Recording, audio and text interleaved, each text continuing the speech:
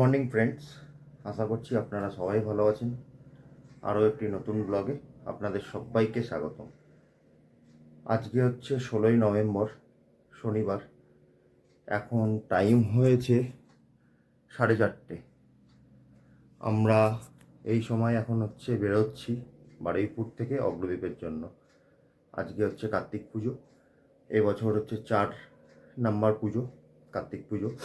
আমার বাড়িতে যখন বিয়ে হয়েছিল তখনই হচ্ছে কার্তিক ফেলেছিল, তো এবছর আমরা উদযাপন দিচ্ছি। রাজ কার্তিক দিয়ে পুজো হবে। তো আপনাদের ব্লগে থাকুন, সাথে থাকুন, সব কিছুই আপনাদের দেখাবো।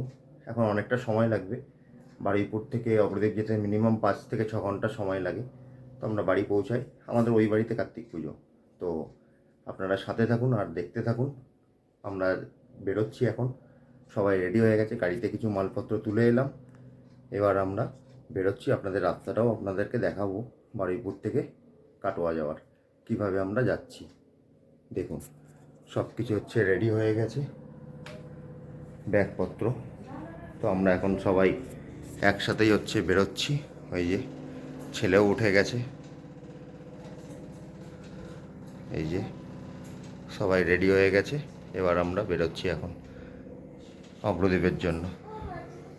কোন রাস্তা দিয়ে যাচ্ছি না যাচ্ছি সবটাই দেখাবো। তো আবার উঠে তারপরে কথা হচ্ছে গাড়িতে উঠে, সঙ্গে থাকুন। আমরা এই বেরোলাম, তো সবাই একসাথে বলো জয় মা তারা, জয় শিব শম্ভু। আমরা জাস্ট বারুইপুরের হচ্ছে বাইপাসে এসেছি। তো এখন এখান থেকে হচ্ছে কাটোয়া যেতে মিনিমাম 5 ঘন্টা মতো হচ্ছে সময় লাগবে। আমরা যে রুটটা নিচ্ছি পিএম বাইপাস হয়ে একেবারে সাঁতরাগাছি হয়ে আমরা ডানকুনি হয়ে বেরোবো। ডানকুনি হয়ে মগরা ফ্লাইওভার হয়ে ওখান থেকে কালনা কাটোয়ার হচ্ছে রোড নেবো, কারণ এই রোডটাই সব থেকে হচ্ছে কাছে। মেবি হচ্ছে বারুইপুর থেকে 187 কিলোমিটার বা 200 কিলোমিটারের কাছাকাছি। এই দেখুন ইএম বাইপাস বোর্ডে লেখাও রয়েছে। তো রাস্তায় কতটা কি কুয়াশা পড়ছে না পড়ছে টোটালটাই আপনাদেরকে দেখাবো। কুয়াশা মনে হচ্ছে না খুব একটা হবে।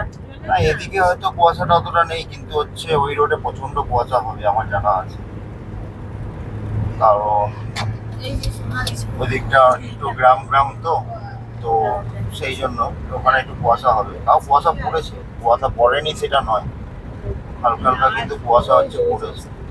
তো আমরা সবাই মিলে এখন বেরিয়ে গেছি। এখন বাজে 4:45, 15 মিনিট সময় লাগলো। 4:30 আমরা বাড়ি থেকে বেরিয়েছি, বাইপাসে আসতে জাস্ট 15 মিনিট হচ্ছে সময় লাগলো।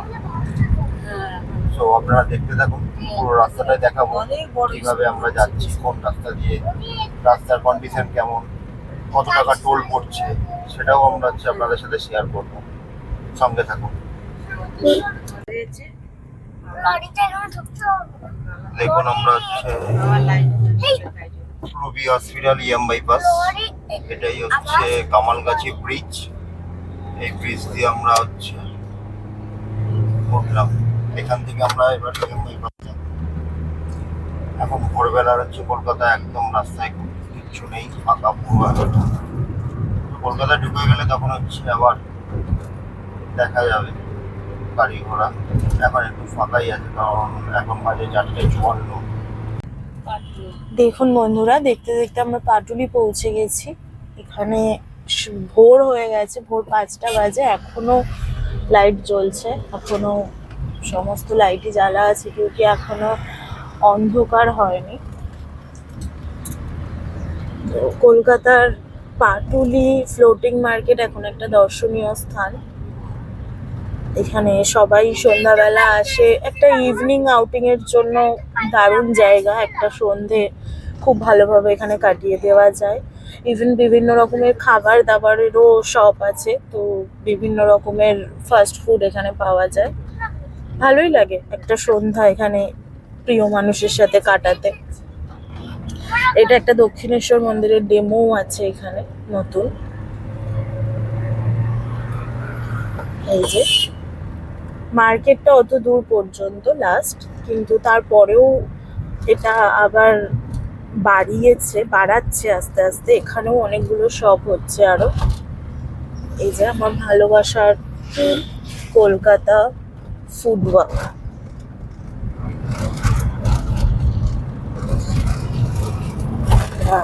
বাঘাযতীন ব্রিজে উঠে পড়েছি। দেখুন বন্ধুরা, আমরা ফাঁকায় ফাঁকায় মা ফ্লাইওভার পর্যন্ত চলে এসেছি। এই যে মা ফ্লাইওভারে ঢোকার জায়গা।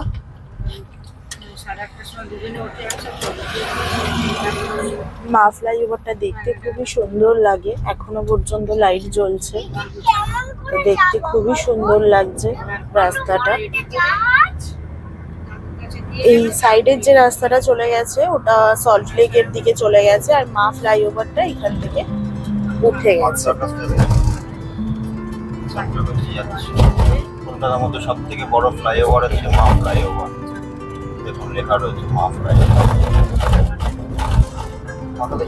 আকাশের চাঁদও দেখা যাচ্ছে এখনো, পূর্ণিমার চাঁদ। 5টা 13 বাজে কিন্তু এখনো চাঁদও দেখা যাচ্ছে।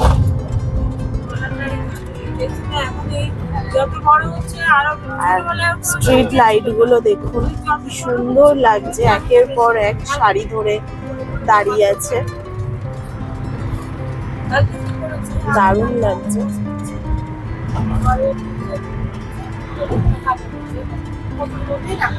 এইদিকে আছে সায়েন্স সিটি, যেটা আমরা ক্রস করে গেলাম এখন।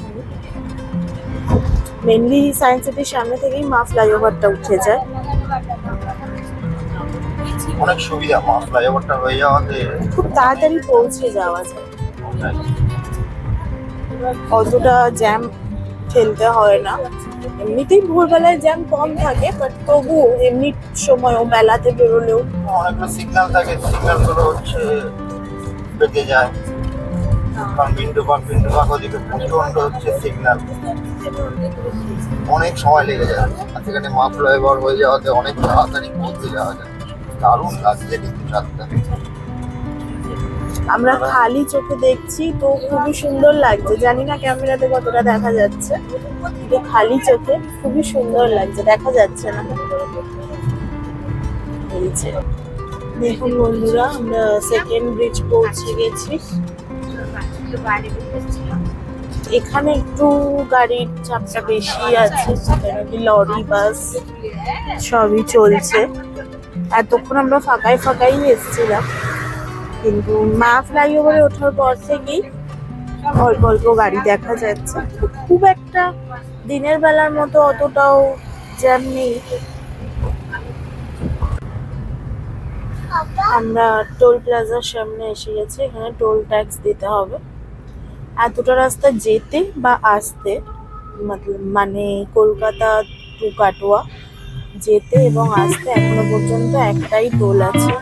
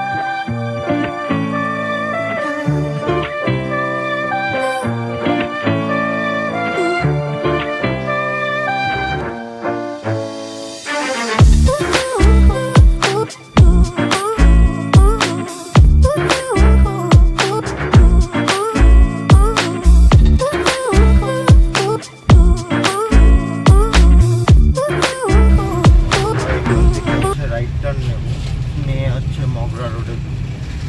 আর সোজা চলে গেলে হচ্ছে বর্ধমান। মগরা দিয়েও বর্ধমান যাওয়া যায়, কিন্তু দিল্লি রোড হচ্ছে একদম স্ট্রেট চলে যাবে, কিন্তু আমরা এখান থেকে রাইট টার্ন নিয়ে নেবো। দেখুন প্রচণ্ড গাড়ির একটু চাপ রয়েছে। দুর্গাপুর আর এখান থেকে আমরা মগরা রোড নিয়ে নিচ্ছি, যেখান থেকে হচ্ছে কল্যাণী হয়। কাজগুলো করবো প্রচণ্ড।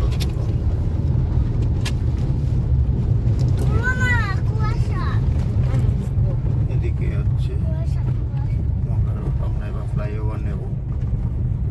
কিছু লরির চাপ থাকবে, তাও রাস্তা হয়তো মোটামুটি ফাঁকাই পাবো আমরা। তারপরে পর্যন্ত আমরা খুব ভালোভাবেই হচ্ছে চলে এসেছি।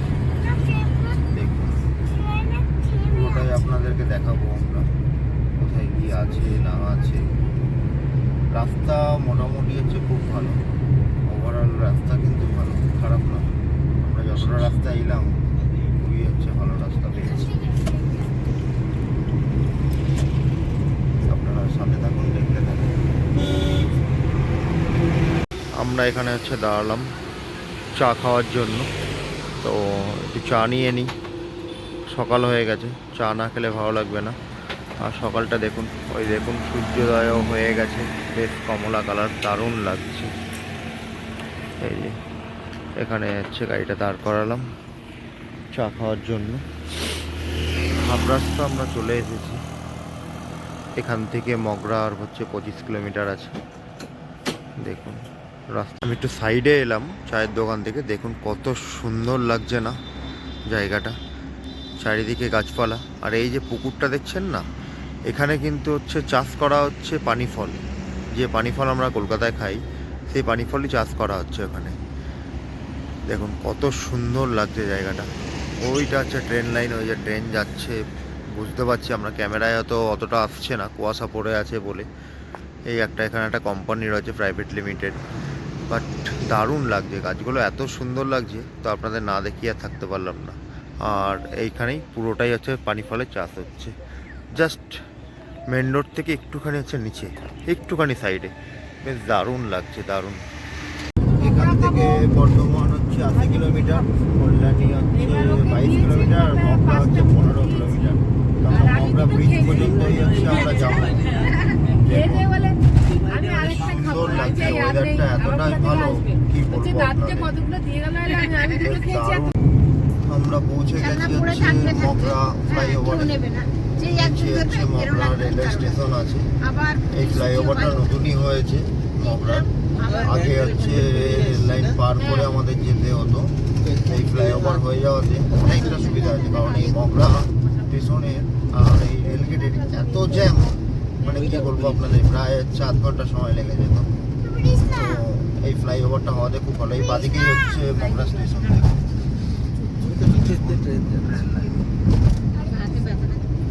আমরা এই ফ্লাইওভার বেরিয়ে যাচ্ছি। এই সোজাই এখান দিয়ে যাচ্ছি আমরা, এই স্ট্রেট ফ্লাইওভার দিয়ে নেমে ডান দিকে গেলে আপনারা বন্ধুরা হচ্ছে কল্যাণী পৌঁছে যাবেন। বাঁ দিকে যদি হচ্ছে রাস্তায় আমরা নিই, তাহলে হচ্ছে আমরা কাটোয়ার রাস্তা বা নবদ্বীপের রাস্তা পেয়ে যাবো। ত্রিবেণী আপনাদেরকে দেখাচ্ছি আমি সামনে গিয়ে। এখন বেশ ভালোই রোদ উঠে গেছে, তো মনে হচ্ছে আর আমরা কুয়াশা সেরকম কিছু পাবো না, ভালোভাবেই আমরা হচ্ছে যেতে পারবো। খুব সুন্দর হচ্ছে রোদ উঠে গেছে, আর দেখাচ্ছি আপনাদের, সাথে থাকুন।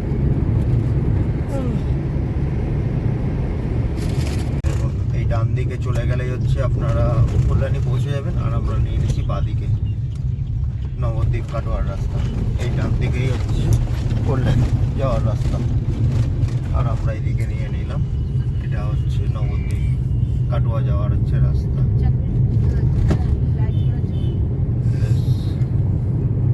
এই রাস্তা কুন্তিঘাটের এখানে মৌচাক বলে একটা আছে দোকান, মিষ্টির দোকান। এর আগে আমরা যতবার এখান থেকে ফিরেছি এর দোকান থেকে মিষ্টি নিয়ে গেছি, বেশ দারুণ মিষ্টি, কিন্তু প্রতিটা কোয়ালিটি কিন্তু বেশ অসাধারণ। মৌচাক সুইটস। তো বাড়িতে পুজো আছে, সেটার জন্য হচ্ছে এখান থেকে একটু মিষ্টি নিয়ে নিই। দেখুন এখন একদম সকালবেলা, সেই জন্য সব কিছু হচ্ছে আসেনি, বাট এখান থেকে এর আগেও আমরা নিয়ে গেছি। বেশ দারুণ কি না ওপেন মিষ্টি। নাও না, যা হোক না। এটা নিয়ে নেও আমাদের জন্য, ঠাকুরের। কটা নেবে? এই যে দিদি অনেক ভোরবেলায় উঠে। তাই বলছি মা পুজো থাক, পুজো থাক আর না থাক, ও 5টার সময় উঠে পড়বে। গিয়ে ছাদে গাছে জল দেখলে এই করবে ওই করবে, তারপরে বাসন ধোবে, তারপর কাজের বউটা আসে, আমি সকাল সকাল কাজের বউটা আসে, ঝাড়ু ঝাড়ু দেয়, তারপরে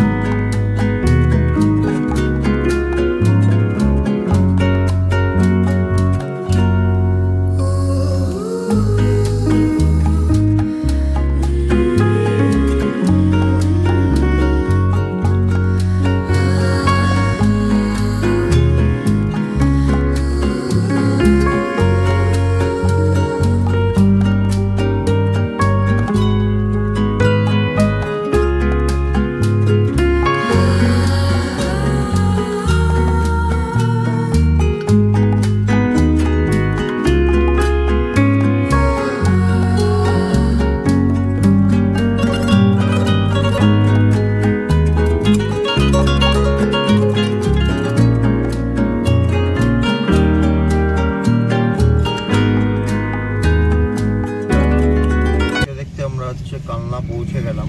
এখন টাইম হচ্ছে 7:44। এই কালনায় হচ্ছে রেলগেট পড়েছিল, সেই জন্য হচ্ছে একটু জ্যাম। এখন ট্রেনটা বেরিয়ে গেছে, তো গেটটা উঠে গেছে, তো আমরা এখন বেরোচ্ছি কালনা ছেড়ে। দেখুন আপনাদেরকে আমরা দেখাচ্ছি কালনাটা। এই দেখুন আমরা এখন ধাত্রিগ্রাম হচ্ছে চলে এসেছি। এই জায়গাটার নাম হচ্ছে ধাত্রিগ্রাম। বর্ধমান কিন্তু এই বাদিক দিয়েও সোজা যাওয়া যায়। বর্ধমান হচ্ছে 52 কিলোমিটার, আর নবদ্বীপ হচ্ছে এখান থেকে 19 কিলোমিটার রাস্তা। এখানে প্রচুর ফুলের মালা ছিল এখানে, আমরা সামনে ওখান থেকে নিয়ে নিলাম। এখানে অনেক ফুলের মালা ছিল, আমরা এই রাস্তাটা নিয়ে নিলাম। এটা হচ্ছে নবদ্বীপ কাটোয়ার রাস্তা, আর ওই বাদিক দিয়ে চলে যাচ্ছিল বর্ধমান। এদিক দিয়েও যাওয়া যায় বর্ধমান, তো এখান থেকে আছে কাছে হয় শর্ট। আর এই রাস্তা হচ্ছে নবদ্বীপের দিকে যাচ্ছে। দেখুন রাস্তা কিন্তু খুব ভালো, দারুণ রাস্তা। এই যে আমরা হচ্ছে এখন পৌঁছে গেলাম নবদ্বীপ ধাম, শ্রী চৈতন্য দেবের স্থান। এখানে রাস পূর্ণিমা চলছে, বিশাল ধুম হয় নবদ্বীপে। এই ডান দিক দিয়ে গেলে হচ্ছে কৃষ্ণনগর, আর ডান দিকেই কিন্তু হচ্ছে নবদ্বীপ স্টেশন। এটা তো হচ্ছে হাই রোড, এই ডান দিক দিয়ে যেতে হয়। নবদ্বীপ হচ্ছে স্টেশন। তো নবদ্বীপে কিন্তু এখন বিশাল ধুম, বিশেষ করে হচ্ছে এই রাসে মারাত্মক হচ্ছে ধুম হচ্ছে নবদ্বীপে। যারা আসেননি তারা কিন্তু এসে একবার রাস দেখে যেতে পারেন। একবার রাস দেখলে আপনাকে বারবার আসতে হবে। বেশ দারুণ হয় এবং এত বড় বড় ঠাকুর হয়, দেখার মতো। দেবের রাসের হচ্ছে প্যান্ডেল লাইটিং দেখুন। এখন তো দিনের বেলা, সেই জন্য লাইটিং হচ্ছে না, কিন্তু দারুণ সাজিয়েছে, দারুণ লাগছে কিন্তু। এই ডান দিকে হচ্ছে দেখুন, সামনে দেখাও, দেখতে পাচ্ছি প্যান্ডেলটা দারুণ করেছে। আমি আসতেই যাচ্ছি শুধু হচ্ছে আপনাদের দেখানোর জন্য। দেখুন ঠাকুরের ফটোটা তো আমি দেখাতে পারবো না, কারণ গাড়ি নিয়ে দাঁড়াতে পারবো না এখন। বেশ সুন্দর করেছে কিন্তু। নবদ্বীপের রাস মানে হচ্ছে দেখার মতো। যারা যারা দেখেননি তারা একবার হচ্ছে এসে দেখে যাবেন। নবদ্বীপের হচ্ছে রাস অসাধারণ হয়, অসাধারণ।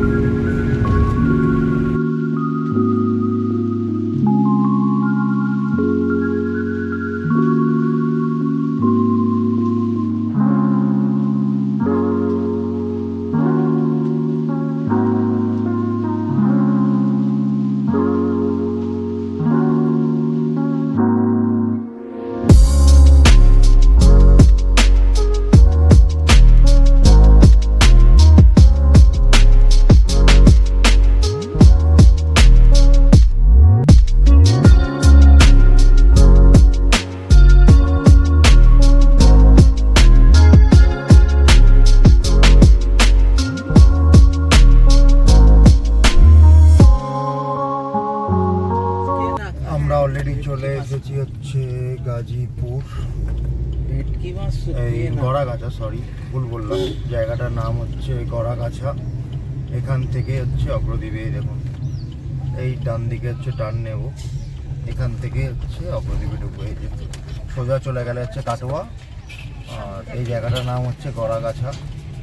এখান থেকে হচ্ছে আমাদের অগ্রদ্বীপ, এই রাস্তা। এখান থেকে আর কতটা, মানে 1 থেকে 2 কিলোমিটার, তাহলেই হচ্ছে অগ্রদ্বীপ পৌঁছে যাবো আমরা। অগ্রদ্বীপ রেলওয়ে স্টেশন, অগ্রদ্বীপ হচ্ছে রেলওয়ে স্টেশন।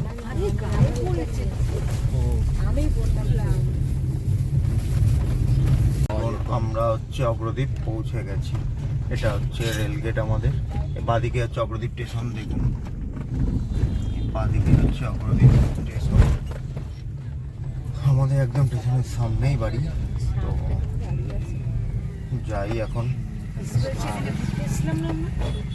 বাজার বসেছে ওইদিকে, তো ওইদিকে একটু জ্যাম হবে রাস্তায়।